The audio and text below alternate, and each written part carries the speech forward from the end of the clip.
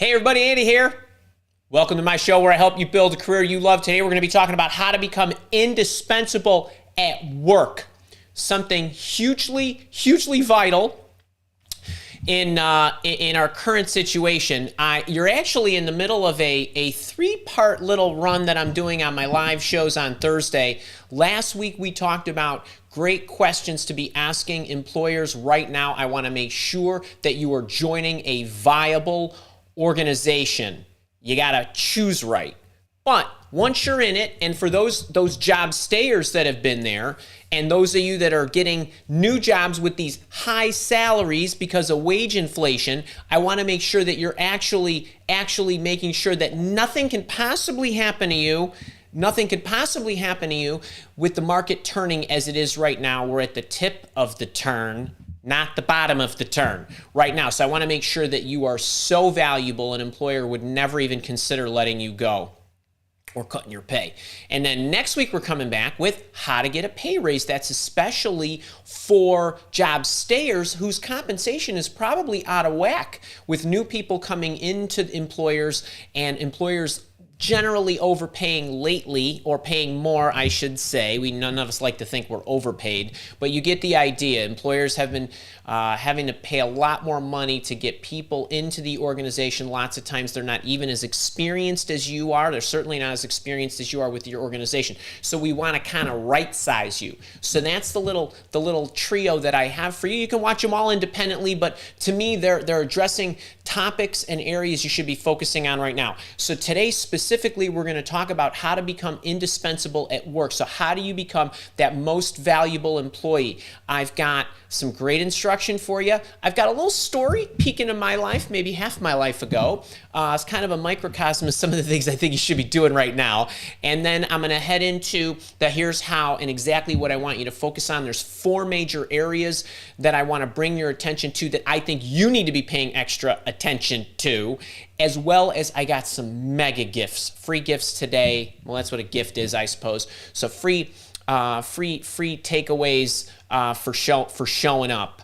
And then if you're here with me live, we'll go into the Q&A. So I always like to say hey to you, EGR NHL. Great to see you. Hope you enjoyed the Stanley Cup. Resume Master, Mr. Recruiter, Michael Tierney, my boot camper, Adam Stark, Buffer Monster, Dave Coburn, Baby Girl, GM, Taya with all the extra pay she's getting because she quadrupled her pay, Amy Willoughby, Megan, and everybody else. And if you are in any of my programs, always use your hashtag if you're a boot camper or a leader or in any of my other programs so I know what you have access to. Should I be helping you specifically on your questions? And make sure to put some question marks in front of your questions. Okay, today. Well, it's always good to be indispensable at work. Now, none of us are really irreplaceable, but how do we make it so that it's really hard for an employer to even consider wanting to let us go or downgrading our pay or doing anything that would make us unhappy? And it's always good to do this, except right now, and we're doing this show at the tail end of June. So June 30th is when we're doing this live, 2022. And the stock market is really starting to take a huge dip. Employment market is going to immediately follow. And as a matter of fact, some of the major companies right now have been going through layoffs and hiring freezes, and you've probably been hearing about this in the news.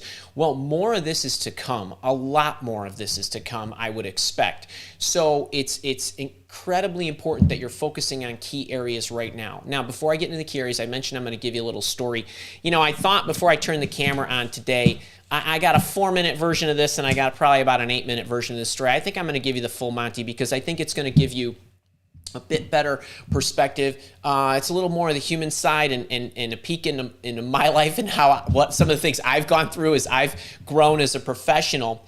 And I do think it serves as a microcosm of some areas I want you to focus on. So for those of you who do not know me, right now, you're part of the Mile Walk Academy community, and it is my online training and coaching site as a career and leadership coach. And immediately prior to this, I was an executive recruiter for a long time, 17, 18 years. and we do that still on a select basis. But prior to that, for 17 or 18 years, I was actually an information technology and management consultant, a practitioner, not in HR or recruitment, but an actual doer, developer, coder, designer, project manager. Then I ran projects, I sold projects, then I learned how to run practices and so on.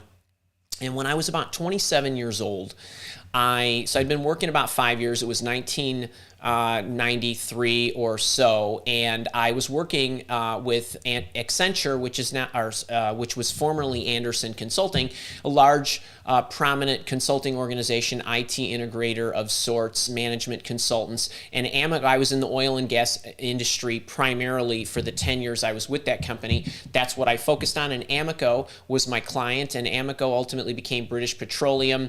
I think they might have rebranded since, but basically I was working for a large oil company to help them implement a global purchasing system. And I was managing a team of probably 15 consultants from Andersen Consulting, and another, say, a dozen or 15 client resources from Amoco who had people who were allocated to the project.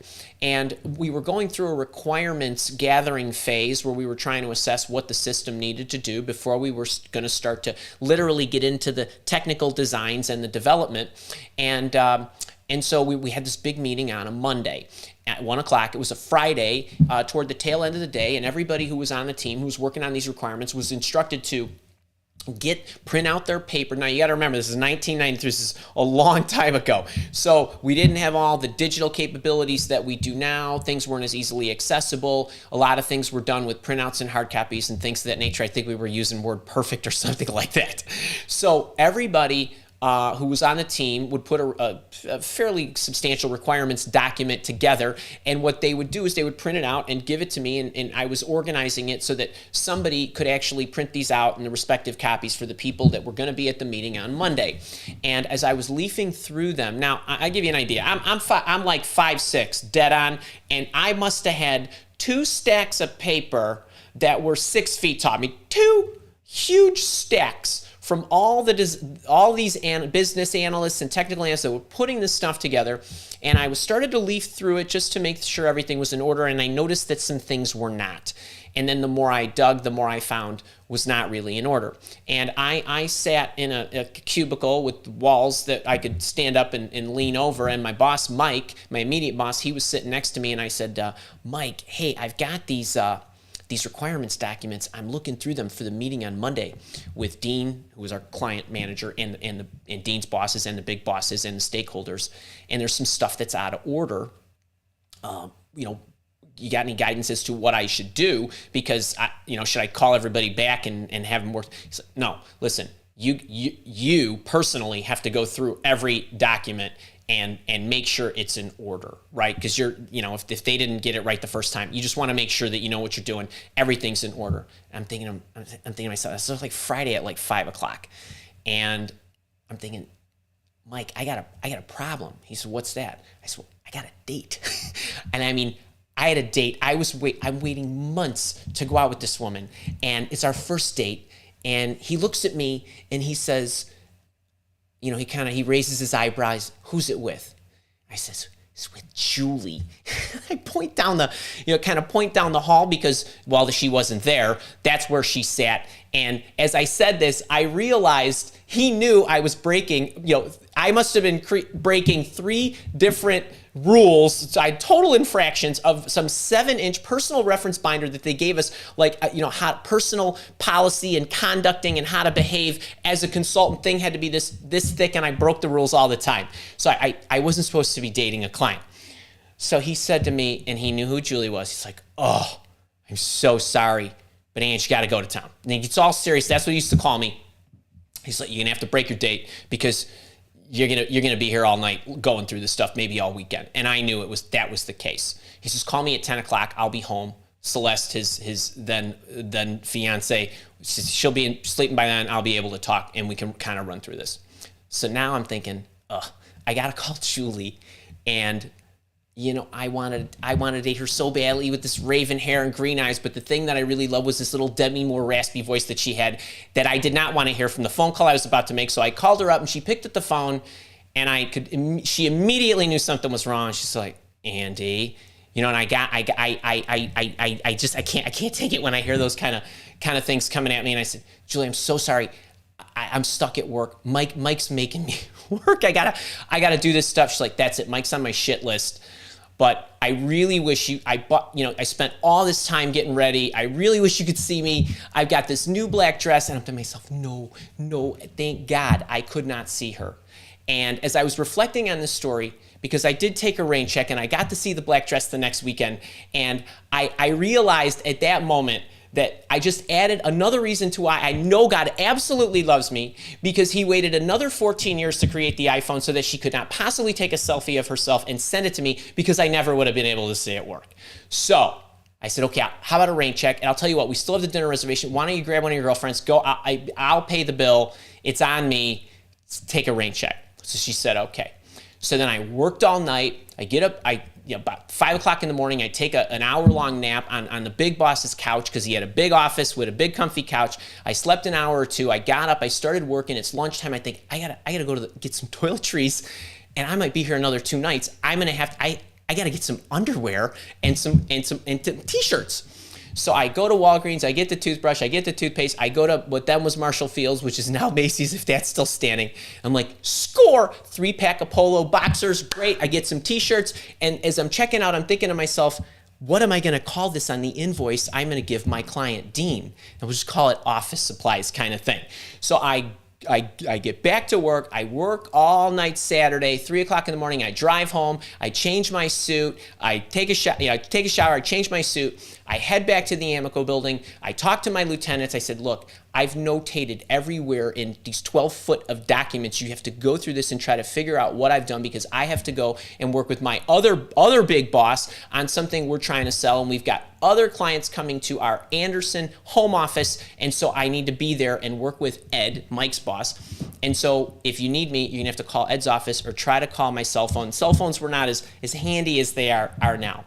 So 1 o'clock rolls around, and I know my troops are trying to call me, but I couldn't call them back. So I'm sitting in my big boss's office, and 1:05 rolls around, 1:10 rolls around, and I'm looking at my watch, and he's looking at me like, why do you keep looking at your watch? You got somewhere to go?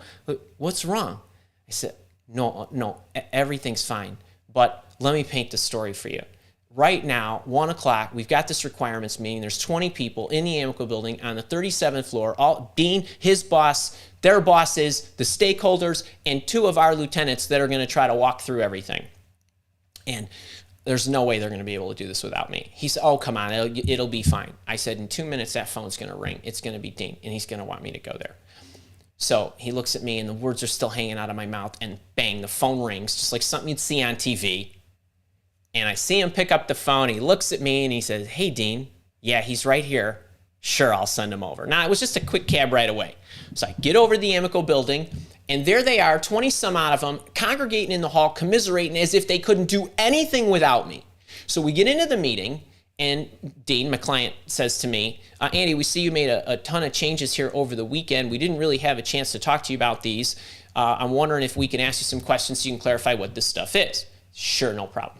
He says, what's this alteration right here? I said, well, you see, in Azerbaijan, if you order supplies, anything from these vendors that move them through these supply and logistics companies, you're not going to be able to capture the data and aggregate it appropriately, because actually that company is this company over here by a different name through a different parent company, and basically we don't have the connection or the relationship, and your payables will be off as far as how much you've actually paid the parent company, as well as the contract amounts. You can negotiate better deals and so on. So we have to build you a custom integration to be able to verify these things, and that's a problem. So how about this one? Kazakhstan problem, same thing.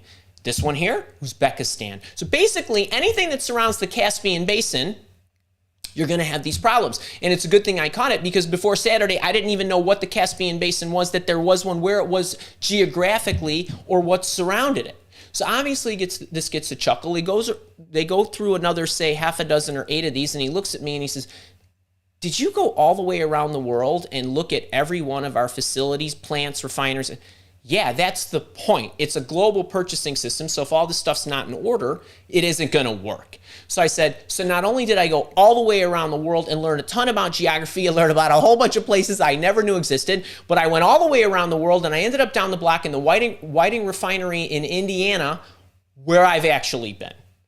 So they look at me, they start laughing, and because this is true, but it's a very complicated system. There's a lot of intricacies. You got different people working on different parts. And now, meeting breaks up. Everybody seems to be pretty happy. My boss, my big boss, comes over to talk to Dean. He comes over to my cube. He said, I just talked to Dean. I said, great. How did he think it went? He says he was really happy with the meeting. And I said, did he say anything else? He said, yeah. He said, I know you move a lot of, Dean said to Ed, I know you move a lot of consultants in and out as our projects go up and down through the different phases. But if you ever take Andy off any of my projects, I'm going to pull all the contracts from you. And Ed then said to me, so that other stuff that you're working on with me, don't you worry about that. We're going to keep you here. And effectively, the moral of the story is, while nobody is irreplaceable, if you can do what you need to do to be able to learn everything that you possibly can about what it is that you do, and there's a number of other elements and tones that go along with that story and things that had to happen to build up to a culmination like that, that you need to make it super, super hard and painful if they would ever let you go. So now all you youngsters out there that want to go work for some of those big integrators, well, that's what you got to look forward to, is a bunch of all-nighters and 80-hour work weeks. But this is the kind of stuff that you might need to be thinking about right now. While you might be able to do it in the comfort of your own home, I would start getting prepared to be spending more time, whether you're doing it for your employer or you're building skills for yourself. And that's what I want to talk to you about today. I want to give you the formula, but I thought that was a kind of a cute story to share with you, a little peek into my life. You get a little understanding of what a 27-year-old Andy might do in situations like that. But when duty calls, duty calls. So let's talk about the 4 areas that I want to run through. I don't know how long that story actually taught. When I rewind the clock, I'm going to see how fast I sent that story. If you enjoyed that story, give me a little thumbs up. Send YouTube a little bit of goodness here. That Andy was as nutty then as he is now. Actually, I'm probably even crazier now. All right. Number 1 area I want you to focus on to become indispensable. Expertise. Now, there's different kinds of expertise I want you to think about. Okay? There's the depth of what you know, and there's the breadth of what you know. So what are these things?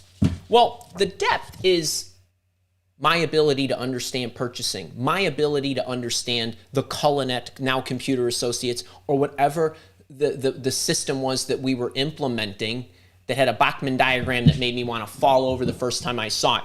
But you develop this through on-the-job training, reading, taking classes, but focusing on going deep on what it is that you know, your bread and butter. I'm talking about a hard skill. And one of the other things that I would be doing is I would be writing articles related to your specific domain. Write the articles, share them with your boss, share them with your team, share them with your clients. Right? Back in 93, LinkedIn hadn't been born yet. LinkedIn wasn't going to be born for another 10, 11 years, right? Those kind of things. And all the mediums Medium itself. Medium is, right? Medium.com. You could go there. You can write wherever you want. But I would become as knowledgeable as possible so that not only are you an excellent at what you do and you're great at your trade, but also you're sharing your knowledge with your team and you're teaching them, right, through your articles. And then the other thing I would do is look at the breadth of what you're working on. So learn the other people's functions. I, as a project manager on that job, I could literally do just about anybody's job, whether it was functional, technical, on the conversion team, the QA team, made no difference. But do what you can to learn other people's functions. But at a minimum, make sure you're thinking about the big picture. Ask the questions about, why are we doing that? What has to happen? right? What has to happen at the top level? Why am I doing what I'm doing in the first place? Where does it fit? Like, am I the hub? Am I the spoke? Am I somewhere in the daisy chain? And where I am in the daisy chain, what happens before me? What happens after me, kind of thing? And what is ultimately the goal of the chain? And then factor in the big business issues, right? So when you understand, even if you're a technologist or you're working on something specific, a process, a technology, or whatever, what is it that we're trying to accomplish? I want to pause here for a second. We did a session with members of my job search coaching program. You hear me call them boot campers because it used to be called the job search boot camp. We did this about a week or so ago. Actually, it was last week. And we did some hot seats where I was talking with them about their resume bullets. And it was interesting to note as we were going through these case studies and interactions through the camera with the people that they knew what they were doing and they were good at what they were doing, right? They were excellent at their trade. But their ability to communicate, reflect, communicate, and package what it was they were doing, why it was they were doing it, and translate it into a language that I could immediately understand, simulating this as an interviewer, was difficult for a lot of them without me prompting them with questions. So you need to be asking yourself the right questions. What's happening? Why is it happening? For whom is it happening? How do we make that happen? What's the greatest ROI? And so on. So think about that. So expertise. Then overall skills. Okay, so aside from your domain expertise, what are the skill sets that are going to help you accelerate the most and make you a great long-term employee?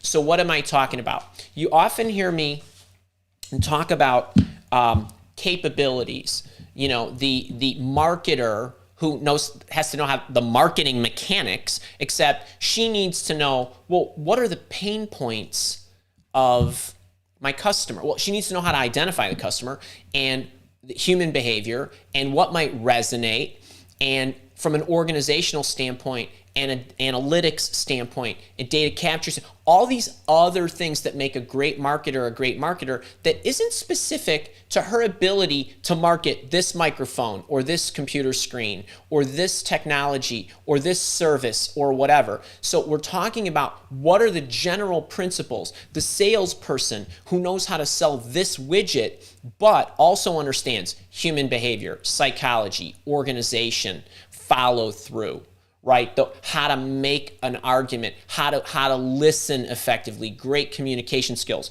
So where can you learn how to do that? Now, I have created a free video that I just released on Tuesday. So June 28th, I guess it came out. I'm not sure if you saw that.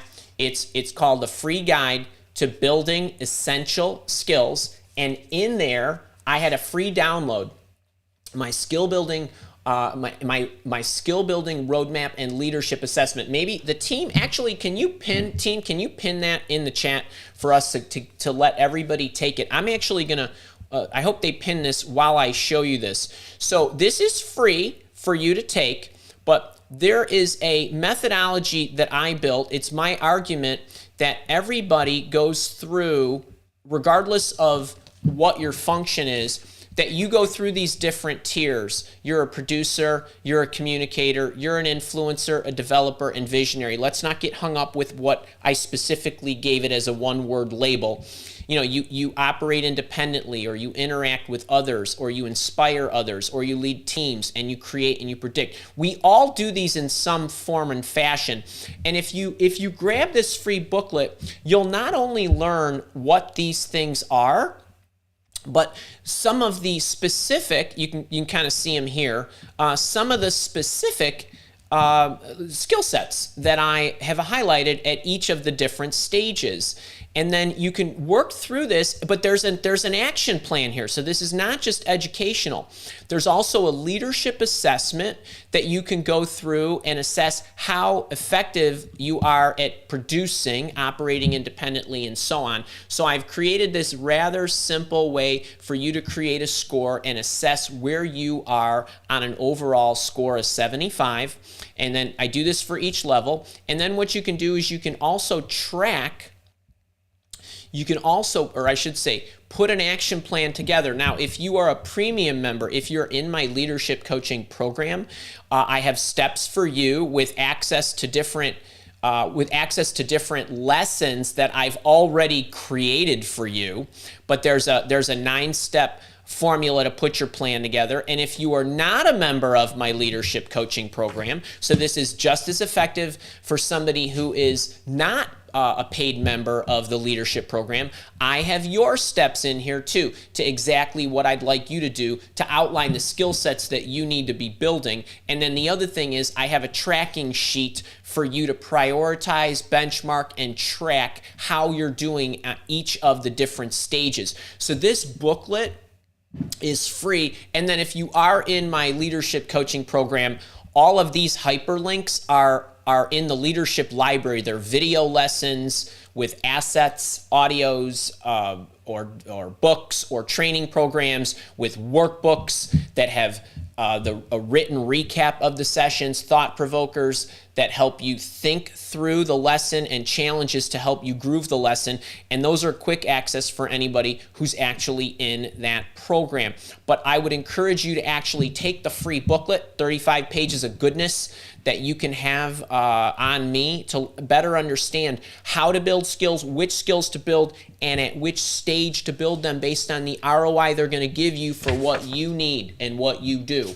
And the other thing that I would do is I have a 9-day Master Your Craft challenge. This is free. And I give you on the first day a booklet with 9 different activities that you should go through to become a master at your trade. And then each day I send you a 1 to 5 minute video, and then there's a little write-up in the booklet, and then there's a link to the video, and then there's some areas for you to take notes to think about it for yourself. This is free. Maybe the team can just drop this one in the chat as well. But this is a really good way for you to work on those things as well. But this one here is also very overarching. Really, really, really nice. All right, the next thing that I want you to do is I want you to focus on relationship building, but it's a little bit of a different kind of relationship building. When I'm talking about relationship here, there's 2 things I want you to focus on: teaching and building an internal network. I always want you to be building the external network, but I'm talking about people inside your company right now. So the teaching, let's talk about that first. I want you to know this. Every week I show up here for you, right? Best ability is availability, so to speak. Every week I show up. And every week, what do? I listen to you. You ask me questions. I give you answers, right? I also teach, right, like we're doing right now. And every week, there's an opportunity for me to teach you, serve you. There's an opportunity to help you. Awesome, right? There's also an opportunity for me to evaluate me, articulate it different ways to different people. And over time, that I'm actually continually answering similar, if not the same exact questions, I'm becoming a better teacher because I'm also observing what's working, what's resonating, how I can say it, newer ways I can tell you things that hit trigger points, and so on. I become more effective too. This is like the win, win, win, win, win. I mean, it's the gift that keeps on giving, which is teaching. So what I want you to do is look for opportunities. So I talked about writing some articles, but I want you to look for opportunities where you can help them, your teammates, your clients, customers, or whatever, people in other units, right? It'll make you better. And what it's also doing is it's demonstrating your knowledge. Do not think for 1 second that knowledge is power, okay? It isn't. Knowledge is not power. Whoever said that, well, I respectfully disagree. The application of knowledge is power. And the other thing related to this is, don't you worry if somebody else knows what you know. Go learn something, go learn more, right? Kind of thing. And I would not be worried about others in your environment as competition. You're on the same team. You should be sharing. Here's another thing. I've never said this to you all because I really want to drive the teaching point home. You all out there, I'm venturing to guess, know more about my competition than I do. Probably because you either watch them as well, or you watched them and then kept looking for a teacher who was effective, and then you stumbled on me, and then you said, hey, I like this Andy guy. Or, right, or you just are looking for different things and you're just trying different people. You know more about them than I do because I don't pay any attention to them. I have absolutely no idea what they're talking about. Why? Because I show up here every week and you tell me what you need. There is no better indication of the best way to serve you is to answer what you need. I listen to you. You need to be listening to your boss, to your customers, to the market, figuring it out, and then educating everybody else. That's what you should do. And trust me when I tell you, if you become the best teacher on the team, you're going to be the most desirable asset. Just how many of my competitors do you think copy my stuff and then try to regurgitate it when they have absolutely no understanding of what the psychology of why something is the way it is? But the other thing that they can't do is they can't draw on my experiences to be able to support you. It's the same thing for you. And teaching will make you grow faster. It is one of the fastest ways to grow. And people don't understand that. Look for opportunities to teach. Challenge yourself to do this. That's one area. The second one is in your network. And here's what I want you to do.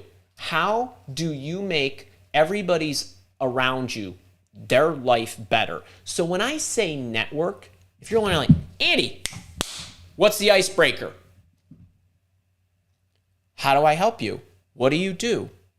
Right? What do you do? How does what you do fit with me? Is there anything I can do to make your life better? Oh, I hand this to you and then you take it and do what with it? Hey, tell me what you need. Is there anything I can do on my end? Is there anything you would love to have that you're missing from my predecessor, from my teammate, from my whatever, that would make your life easier? The people that are handing you something, because everybody's handing you something, it might be verbal, right? It might be a document. It might be a computer. Through a computer. It might be whatever. Can you have a conversation with them? Hey, you know what? Let me make your life easier. You know what? I'll take care of that. Don't you worry about filling that in. Or hey, you know what? If you actually change this to that, then I won't have to ever kick that back to you. Whatever. Right? You're trying to figure out. And when I was on a Saturday, right, working through requirements documents, I had to call a few clients that I didn't call very often, let alone on a Saturday. Right?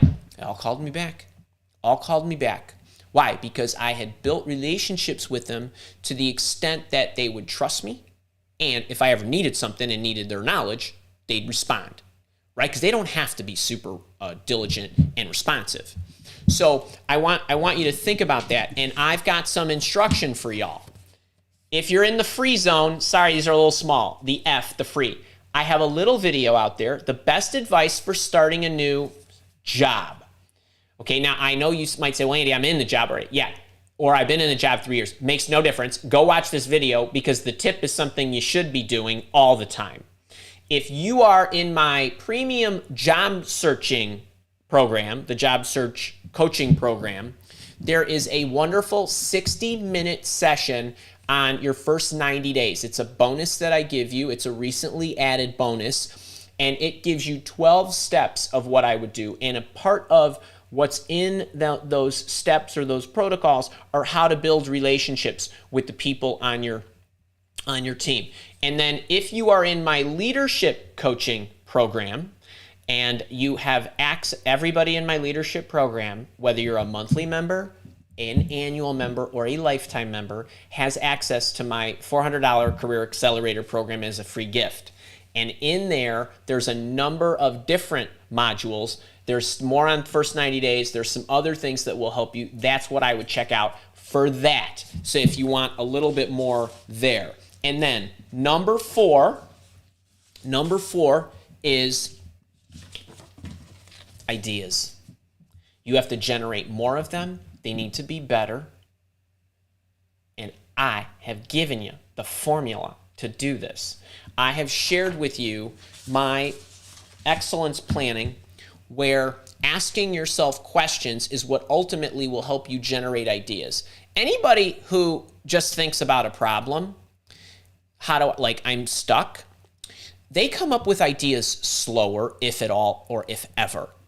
The person who asks questions and steps outside of, right, forest and trees, you get the analogy, but steps back and says, why are we doing this? What needs to happen? And so on, is going to come up with the solutions faster. But from an excellence planning perspective, the exercise that I do daily to generate ideas for my business and my team and my systems is I ask myself 5 questions, and without going into all of what they are, I have a video out there on 5 questions to skyrocket your career. And I take you through, that's free, it's on my YouTube channel, and I take you through how to evaluate your existing customer base. You all have one. Your existing community base. You all have one. I make the analogies for you in the video. As well as how you market and sell or brand or personal brand or whatever. You all have one. As well as the internal systems or processes that you use. You all do these. As well as what should you stop doing. And so when you start looking at these things through this lens, you generate a lot of ideas. Some are small, some are medium, some are gigantic. But I would do that, as well as if you are in the leadership program, there is the excellence planning in detail in the Career Accelerator program. And if you have access to the Productivity Challenge, which the annual members of my leadership coaching program have access to, I go into detail on the excellence planning as well, so you can figure that out. But how you idea storm is something really critical. All right, now I want to recap it. So, areas of expertise, that's the depth and the breadth. Overall skill sets, grab the skill building roadmap and leadership assessment booklet I showed you, that I demoed for you. As well as the video, your free guide to building essential skills that I just released the other day, or whenever you're watching this. I released it on June 28th, 2022. And then relationship building. So check out some of those assets, internal relationships, as well as idea gen. So I have a video or 2 out there on YouTube, as well as much more in-depth instruction inside some of those programs. All right, so I hope you enjoyed that. That'll help you become a bit more indispensable, so where your employers just won't be able to live without you. Make sure you grab the free gift. If you got a lot of value out of this video or this session, please click the thumbs up. Send the signal to YouTube that you enjoyed it. Share it. That's great too. Put some comments in the comments underneath the video if this is the recording, or let me know how you're coming along in the chat that I'm going to go to in a minute. If you're watching this on the recording, I'll see you next week. And for those of you that are here with me live, let's go to the chat. So, folks, please make sure to grab that leadership booklet. It's really, really, I love it. I spent a lot of time, as you can probably tell, on it, but it's not, it's really, really difficult for us to develop a syllabus for career acceleration in our lives. We haven't been taught how to develop our careers. So I hope you grab that. So let's see. I have my team is actually sending me some messages, and Taya, good to see you. I'm going to be giving you a call. I need you to get on the camera with me. We got to shoot a little story. For anyone on the fence on to whether to sign up, do it. Seriously amazing tools and tips. I know how to do my job, but I had no idea how to market myself. Andy's coaching made all the difference. So Taya is a job search coaching program member, and she's a leadership coaching member. So she went from one to the other, and we just love her, and she's a highly successful job seeker, let's say that. And hopefully she'll let me interview her for a quick 20-minute video for you to see and learn her lessons. And related to the topic, Kara's telling me, Music 80s, will certification help keep from being indispensable? Every little bit helps, however.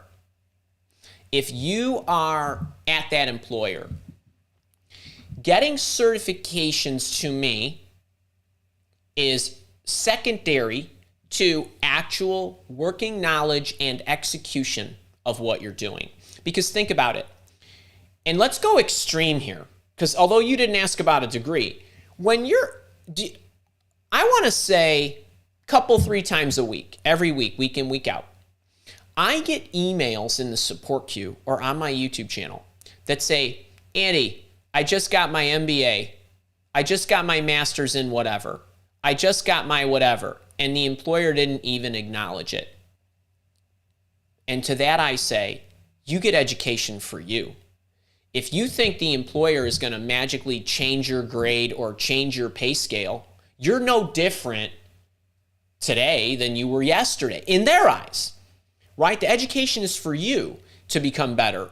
But if you're still doing the same job or you're still doing the same stuff, if you're not doing it any better, is your education making you do it better?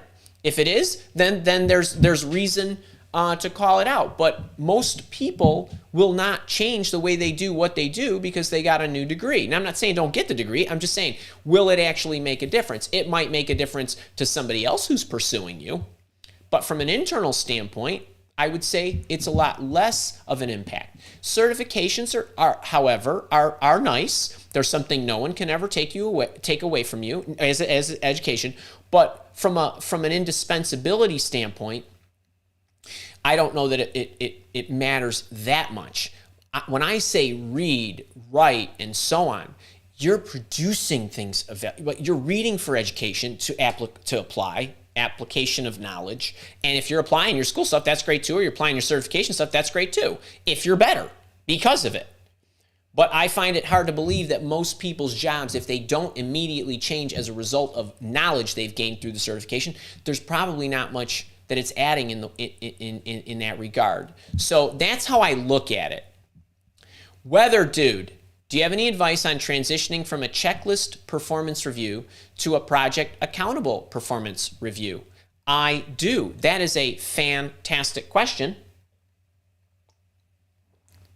That is a fantastic question, Weather Dude. Now, I don't know if you have any control over your career development plan or your career development performance. And if you're asking me, hey, I'm in control of our performance review process, then I would say, hell to the yes, dump a checklist. They hit here's what we set out. Here's what we wanted you to do. Here were the goals and objectives. That's one element.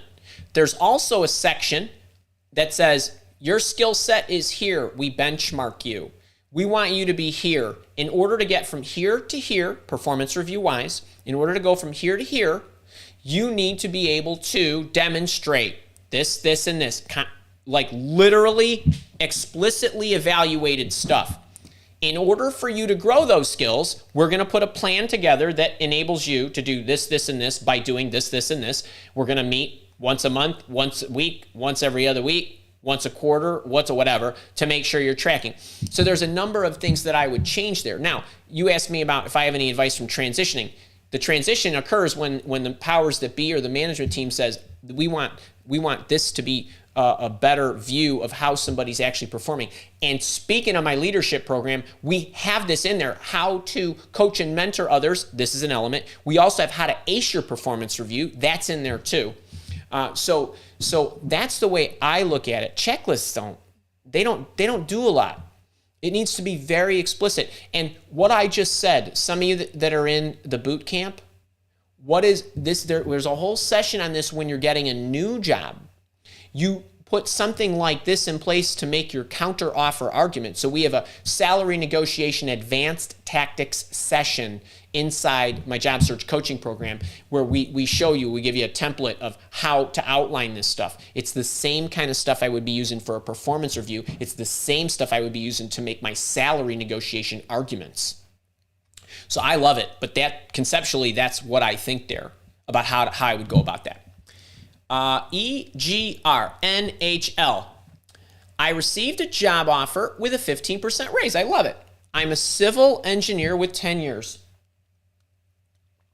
Plus, the job offers no supervisory role. I'm a bit concerned. How important is supervisory experience in a career? Okay, so there's different questions here.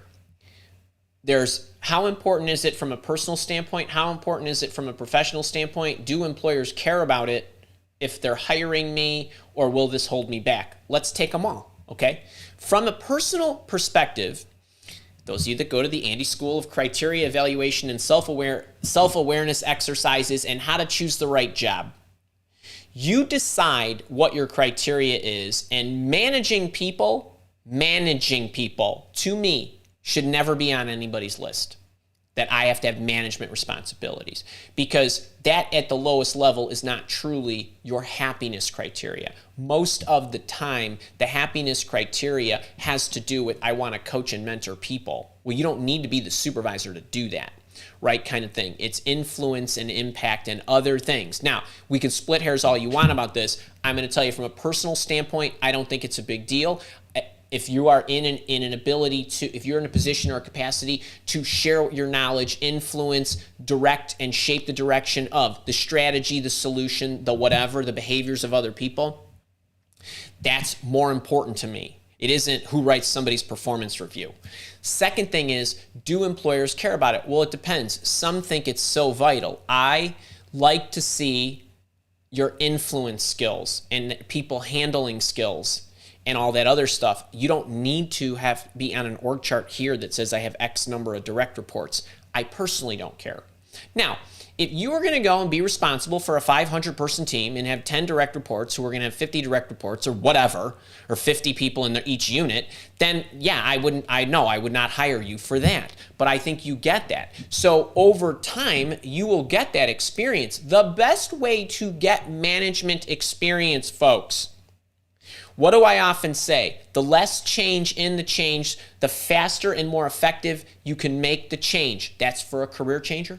That's for anybody taking on additional responsibilities. So it's easier for you to get into a company as an individual contributor and then gain management responsibilities because what? What did you change? Maybe some of your role, but you didn't change the content, the subject matter, the bodies are similar, right? People, the commute's the same, the building's the same, the industry's the same, and you're learning a new skill, managing. If you are an individual contributor and you hop to a new company and you get management experience and you've never had it, you're learning a new company, new people, new product line, new service line, new customer base, and you're having to manage and learn that skill. That's harder. So that's how I feel. That's how I would look. I'm always angling for success. What is going to put you in the best position to succeed? So that's how I look at that, EGR, NHL. I know that isn't exactly the way you answered the question, but supervisory experience in your career, I mean, some people go their entire career, don't have any, and are some of the most influential people that I've ever seen, and they love what they do.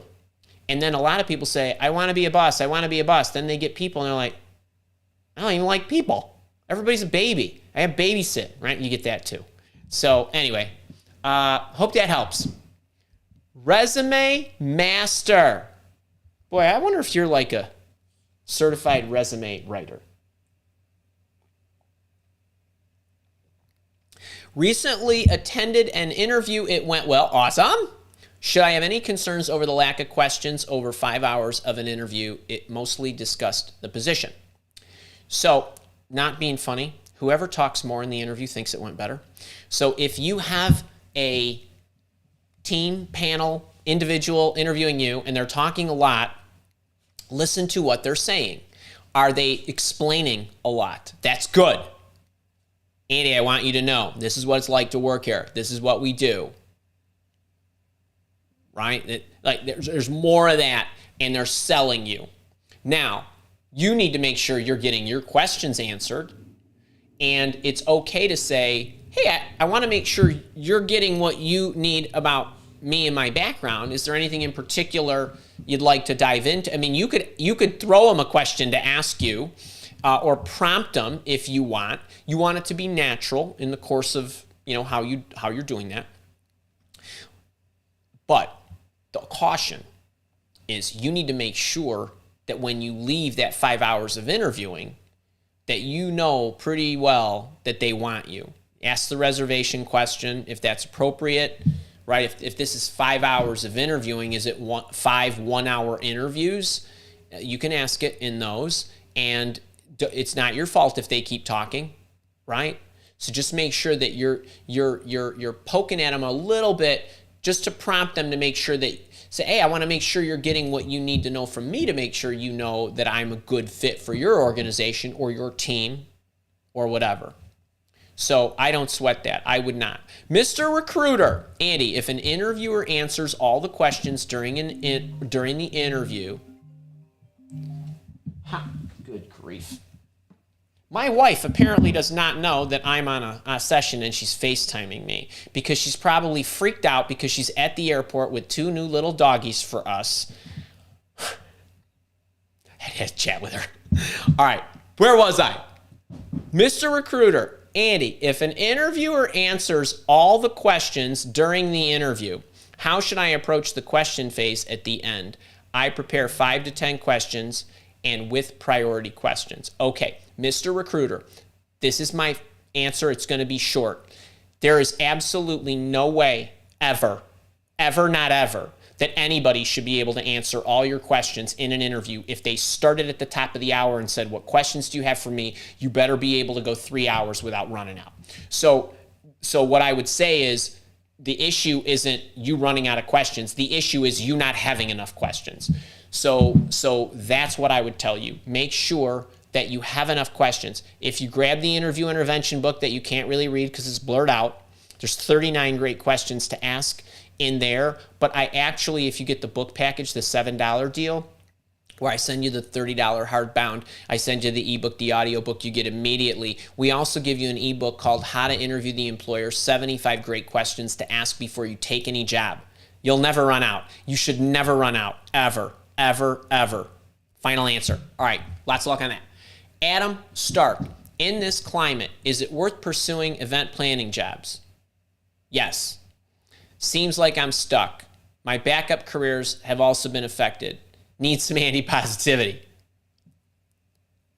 There are companies that would fall all over themselves right now, Adam, to hire you. You haven't found them yet, and I know that you've been at this for a while, and I know you've been focusing on event planning jobs, but there will always be events. It's what kind of events are you planning? You can plan virtual events if need be. Get into corporations. They need people like this. It doesn't matter what's going on. The pandemic. We've found ways around that. It's feed the funnel. Feed the funnel. Buffer Monster. Hey, Andy, if an interviewer asks me if I have questions about benefits, are there any limits on what to ask, including hours and how much sick time is used for doctor appointments? Buffer Monster, great question. What I like to do with benefits is get them to walk you through everything. And as they're walking, you're not talking to the interviewer about this. You're talking to the HR person or the recruiter or who is ever responsible for walking you through the benefits. And I don't ask anything about benefits until the very, very, very last item. Can you walk me through your benefits? Can you send me the benefits package and walk me through? Kind of thing.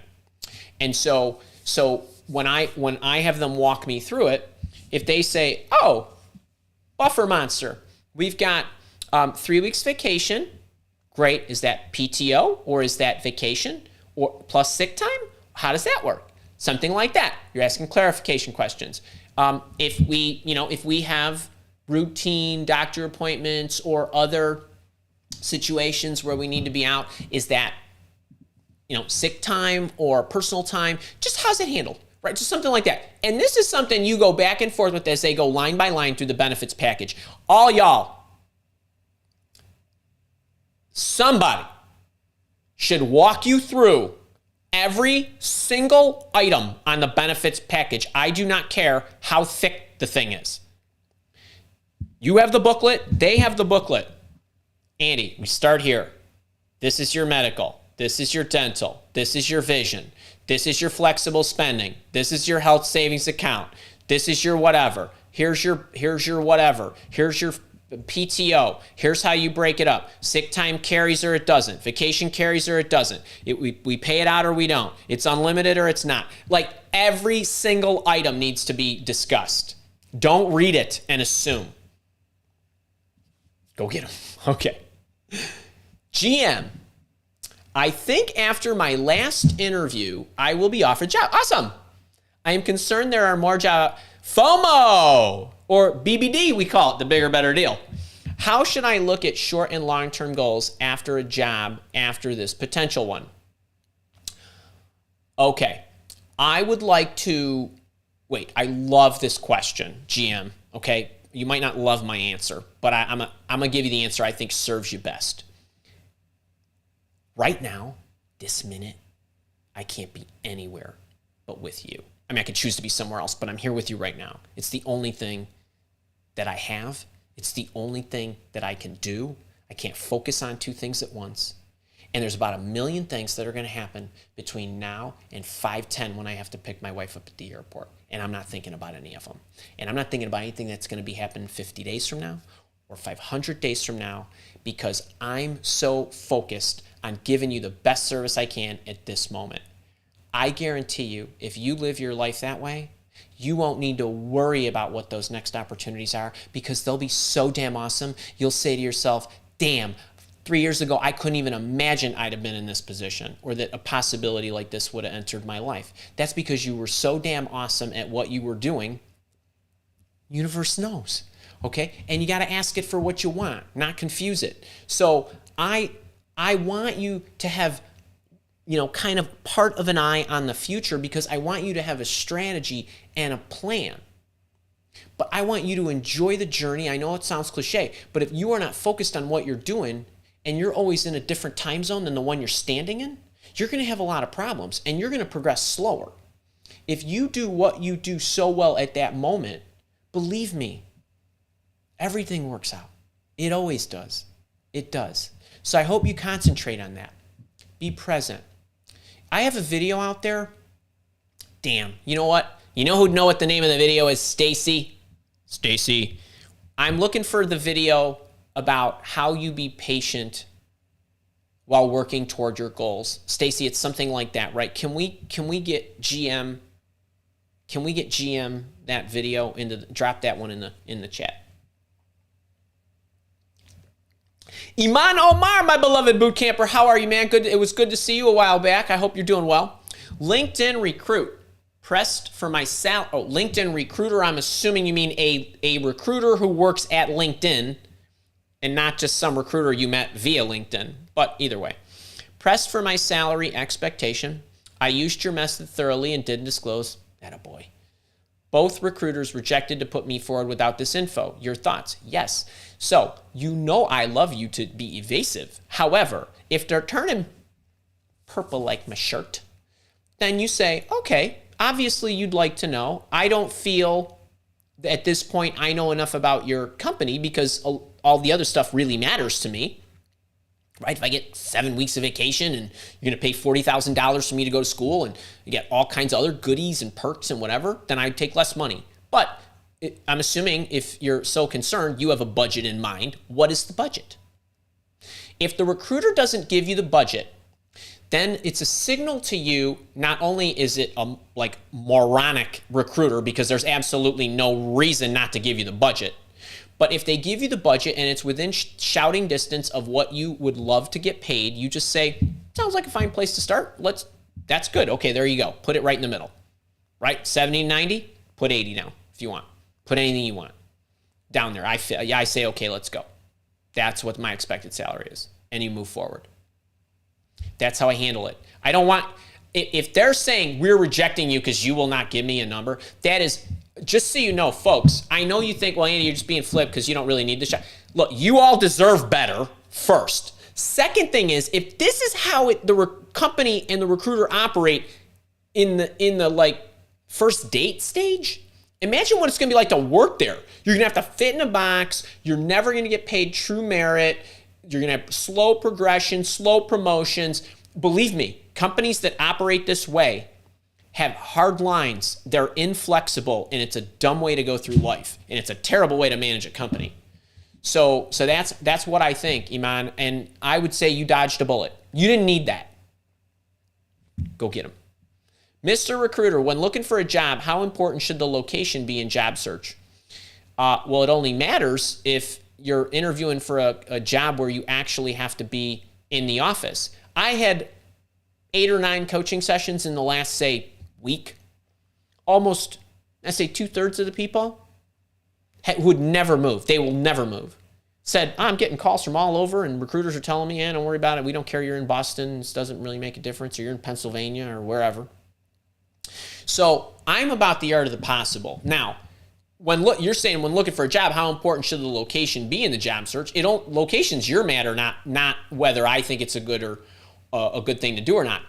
I, as your coach, would say to you, the world is your oyster. Right now, most jobs can be done remotely, and I guarantee you, and I would ride this for a while. Companies, if they love you, because companies are having a hard time finding the right people, are going to make accommodations. They're going to make concessions to get good people. So if you live in rural Pennsylvania, and I'm in Chicago or Chicagoland, and you don't want to move, that's fine with me. It probably saves me money as a company. And if you can get the job done remotely and we can have Zoom sessions once a day, right? That's here to stay. It is. At some point, organizations will try to get you back into the office, and I think some companies, they should be, but most companies don't need to be. So it's more for culture, camaraderie, and those kinds of things. Yeah, there's times I'm on the phone with Kara, and I think we probably should be on a Zoom looking at the same thing, but guess what? We can manage, right? Kind of thing. All right. Harsh S.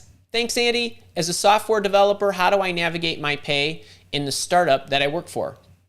So, Harsh, it isn't about navigating the pay as much as it is just trying to address what you want. Wait, by the way, when you're making your argument, you don't say, I want 100, you're only paying me 80. You need to make the case. So going back to what I was saying, I can't remember who was asking about the performance review earlier on. Might have been a Mr. Recruiter or somebody. But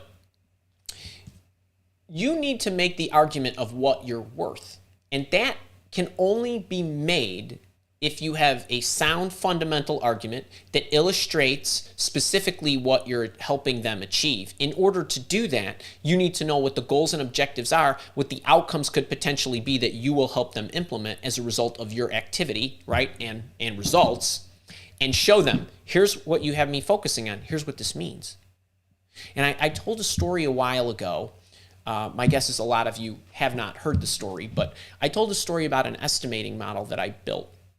An estimating model that I built for another consulting company that I worked for, not the one I told the story about for in this particular show, but that had year-over-year impacts, efficiencies, saved millions of dollars every year, and avoided overruns, ability to respond faster to proposals. There were so many things, and so I made the argument when they wanted to give me a paltry $10,000 salary increase, and I said, I saved you $2 million last year. Are you kidding me? Kind of thing. But you need to figure out a way, even if you don't have tangible numbers, to get them to understand the impact that you're having.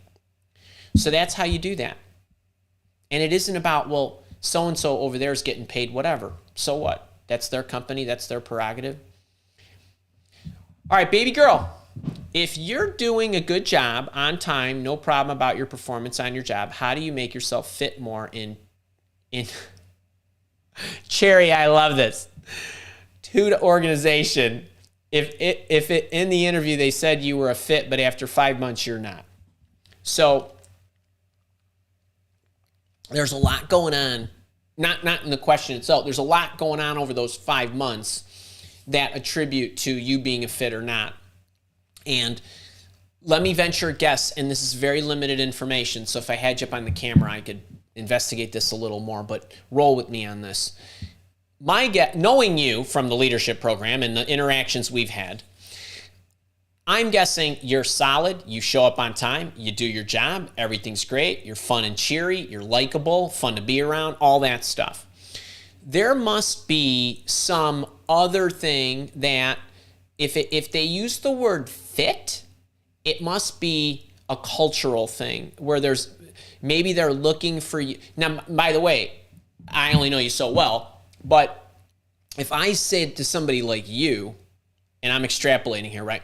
You're not a fit. It might be, hey, I want you to be more aggressive. I want you to be more ambitious. I want you to be more this or that, or something that way, right? Or maybe there's a personality conflict. I don't know if you're not getting along with somebody or something like that, but rarely is it probably skill related. If you're doing all that, you're on time, no problem, and your performance is good. So you have to ask more specifically. And what often happens in these cases is that they're not effective at communicating to you what's missing. And so that could be an issue. It's really hard to speculate because it could be any number of things, but those are the areas I would look. Hope that helps. Jihane, yes, you are a boot camper and a leader, and Andy, my employer, does not have a performance evaluation yet. The ones promoted are only in group one only. How can I improve my work performance in a highly political workplace? So, Jihane, I know you have access to the leadership stuff. In the success and high performance grouping, that category, there are a lot of assets related to you being able to do that. But going over today, some of the areas that I would concentrate on are you coming up with needle moving ideas, right? And do you have wide-ranging expertise where the breadth of what you're doing is well beyond the specificity of what you do on a daily basis? But there's loads of assets, and without knowing specifically what your environment is or what you're focused on, it's difficult to tell you specifically. But that's the area I would go into in your programs to look. Kevin Leroy, my boot buddy. Given the number of people being laid off in the tech sector of late, how can those of us who are out of work stand out in comparison? Kevin, if that's the question you're asking yourself, I think your attention will be placed in the wrong area. Why not ask yourself, okay, what's happening with those organizations that are letting people go? There are very good explanations for all those companies who are letting people go. You could go to layoffs.fyi if you wanted and look at by day who's laying off what. Okay? The number by day, by day, you could see what companies are laying off who.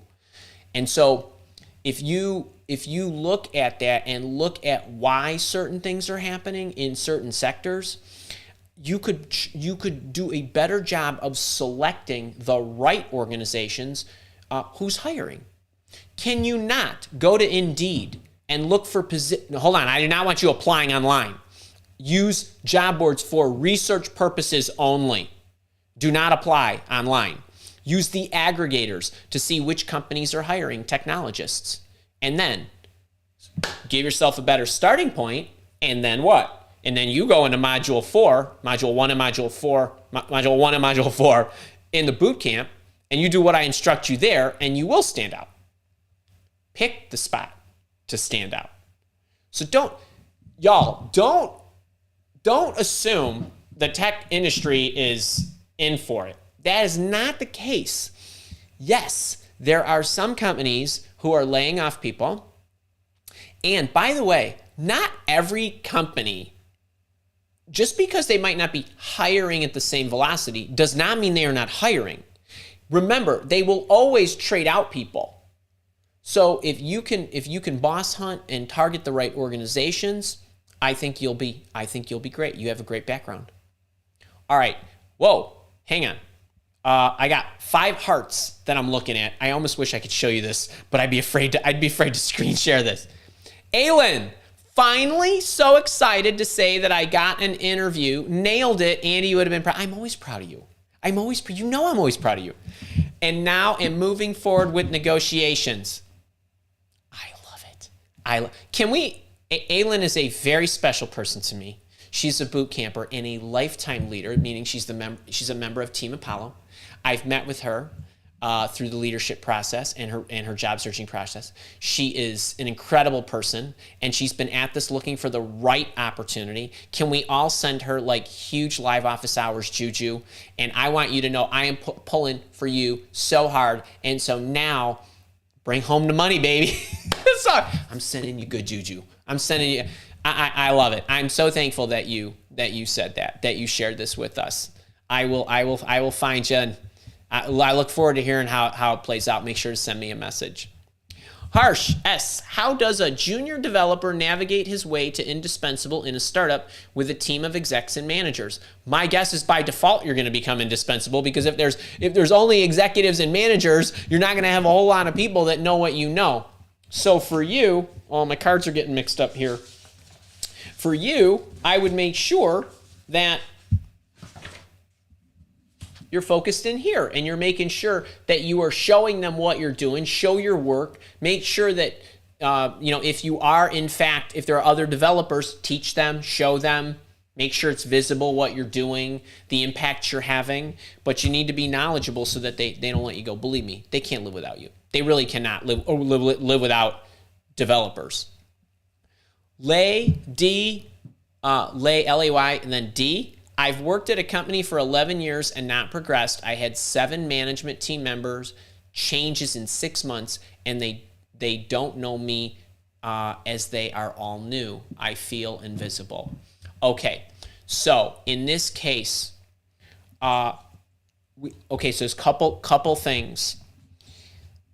I know you want tactics on how to become more visible, but first thing I would say is, when I see things like 7 management team member changes in 6 months, the environment itself, I would ask myself the question, is this where I even want to be seen?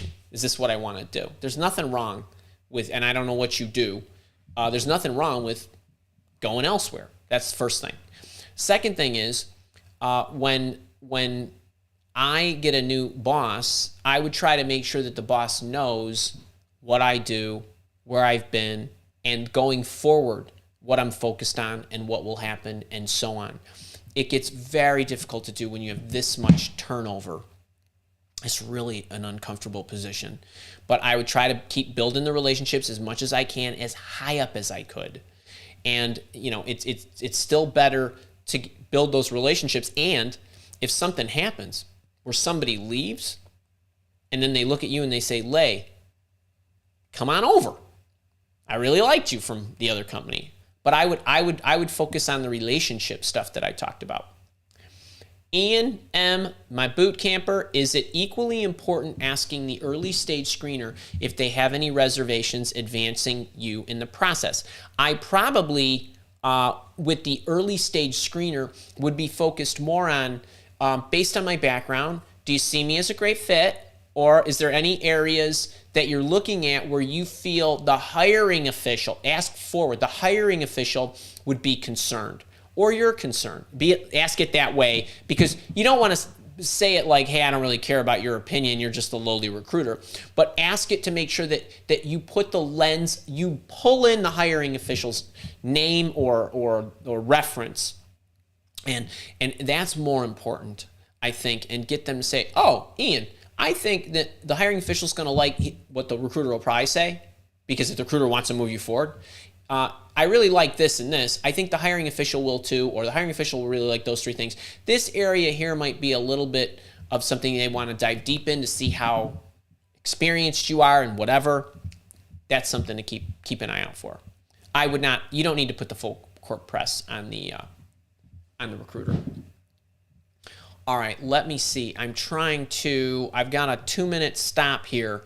So I'm gonna have to cut the questions there, folks, because I gotta get on to a coaching session. But I really want to encourage you to think about today's lesson. Make sure you grab the guide that I showed you, the leadership skill building roadmap that has all that information in it. It'll be really helpful. It's free. If you want to get in the leadership program, we have a session on July 8th on building empathy. It's going to be a very, very interesting session. I think you're really going to like it. So that's next week. I know a lot of you are on vacations and holidays and whatever, but hey, the Andy train just keeps rolling. We keep rolling, man. We don't close. We don't go to sleep. 24/7. We're here all the time for you. So I hope you enjoyed today. Next Thursday, I'm on with a pay raise, how to get it, and I'm going to give you a sneak peek into my leadership program with a session that I taught on getting a pay raise. It's going to be a lot of fun. If you like this, make sure to smash the like button. If you're not subscribed to the channel, I would love to have you as a subscriber. If you're not on the email list, just download anything and we'll get you on the email list, or sign up for the newsletter so you can get the Tuesday and Thursday digests that I send, and occasional Friday ones too.